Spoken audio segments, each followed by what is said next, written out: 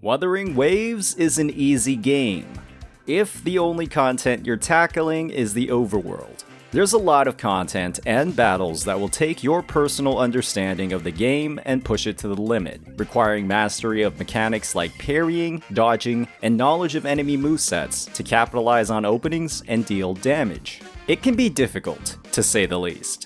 If you're a player who struggles with highly damaging enemies and timing-based mechanics, or even a player working through mobile gameplay, a lot of this content can appear unforgiving and completely unapproachable, even with the best in slot teams and echoes. Some characters can make challenging content a lot easier and more manageable, especially from a survivability perspective. They can sometimes trade some of their offensive power for defensive utility in their kit, which can help ease a player through the game's complex mechanics. Teams with these characters oftentimes won't have the highest damage or fastest rotation times, but they can save you time based off one factor alone. You won't wipe out or reset as often. As long as you have the damage to clear in the time limit, does your speed really matter? Today's discussion is focused on one topic in particular: who these standouts are, why they're effective, and a quick overview on how you can get these characters up and running to add some comfort across your Wuthering Waves gameplay. Our first character up on the list is also my pick for the most underrated character on release. Jianxin, in a lot of ways, does it all, providing shielding, healing, and a complete damage immunity across several abilities and mechanics across her kit. While on field, she can actively parry any attack through her resonance skill.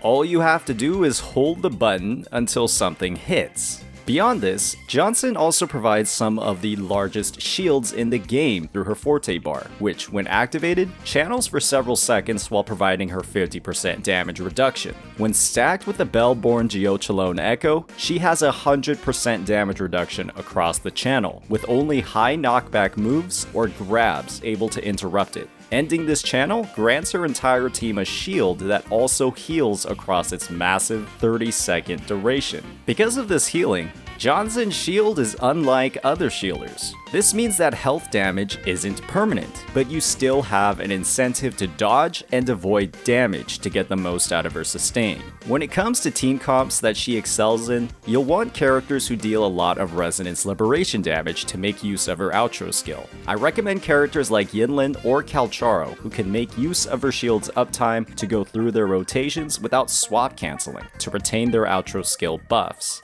Couple that with the grouping that Jianxin provides on her ultimate, and you know that she has a lot of utility, but you lose a fair bit of it if your shield gets broken through from mistakes in gameplay. This leads us to our second character on the list.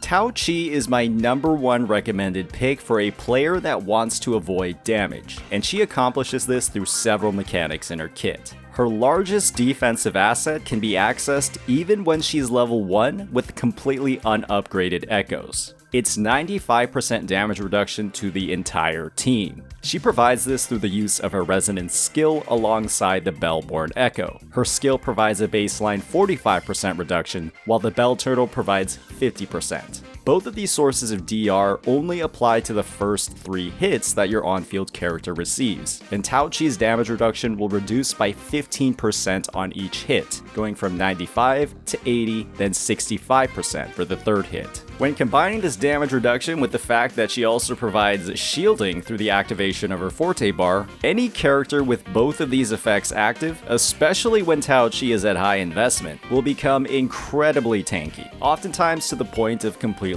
ignoring enemy attacks. Taoqi unfortunately provides no interruption resistance across her kit, but many attacks won't stagger characters while they're in the middle of an attack animation. Just make sure you aren't trying to DPS through huge telegraphed attacks like the Mephis's Laser or the Heron's Dive. She'll want to be on a team with a resonance skill damage dealer to make use of her outro skill, along with a rejuvenating glow Sonata set, as she can self-heal with her resonance skill and buff the team early on in her rotation. I recommend a composition with Jinhsi, as she can help battery Taoqi's poor concerto energy generation via her free outro skills, leading to much smoother rotations and more shield uptime. With Jinhsi in particular, you can make a very interesting team in combination with the third character on this list, Yuan Wu. Yuan Wu is a comfy character for several reasons. He provides interruption resistance, increased stagger bar damage, and at higher sequence node levels, a powerful but short duration shield.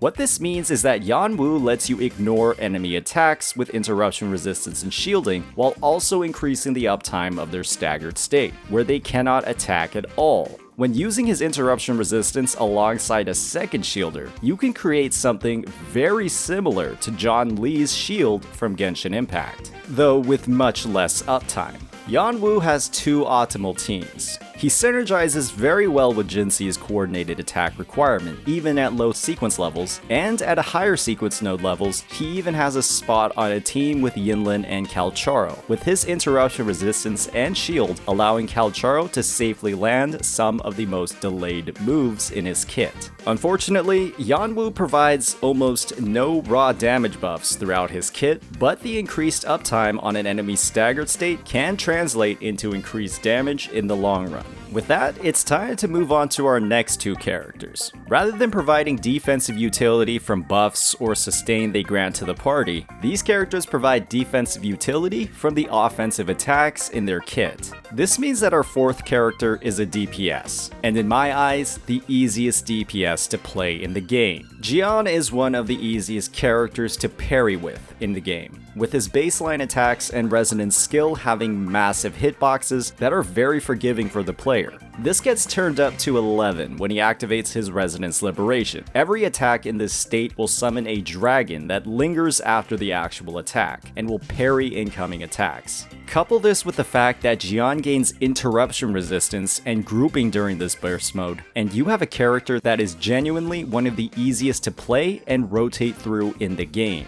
The main downside to Jiyan is also his upside. That dragon can be visually distracting, and against smaller bosses, can sometimes prevent you from reacting to enemy movesets. He also has a huge reliance on using his Resonance Liberation to deal damage in the first place, so playing him optimally can require funneling energy onto him through intro skills with his other teammates. His best teammates include Verena and Mortefi, who provide fast rotations and heavy attack buffs for his damage. He's fantastic against bosses who attack frequently with parryable attacks, like the Thundering Mephis, but his performance isn't as great against bosses with a smaller number of parryable moves like the Impermanence Heron. Our last character on the list is one that you might not expect. While one of the more complex and damaging characters in the game when it comes to rotations and maximizing of their forte bar, Jinhsi is in a lot of ways one of the easiest characters to actually play on field. Unfortunately, Jinhsi is still a complex character,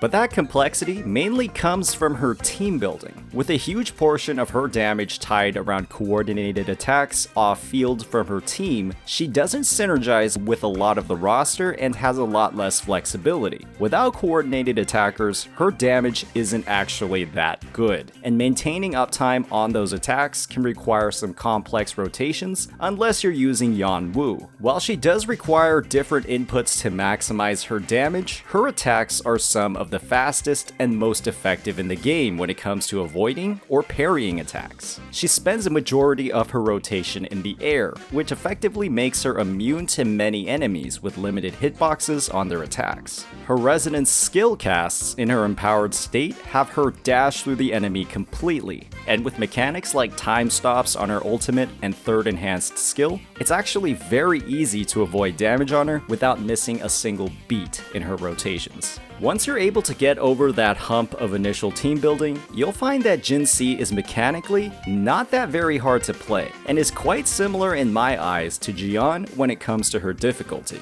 That'll sum up our list of 5 characters who can help with skill issue in Wuthering Waves. Hopefully this overview was helpful in highlighting the characters that can decrease the difficulty of some encounters or ignore the mechanics of some enemies completely. It's no lie that Wuthering Waves has some of the hardest combat encounters in gacha gaming and potentially gaming as a whole. In my eyes, comfort and accessibility are important factors when it comes to building out your roster. Not everybody wants to be sweating all the time when it comes to clearing content. Peace out.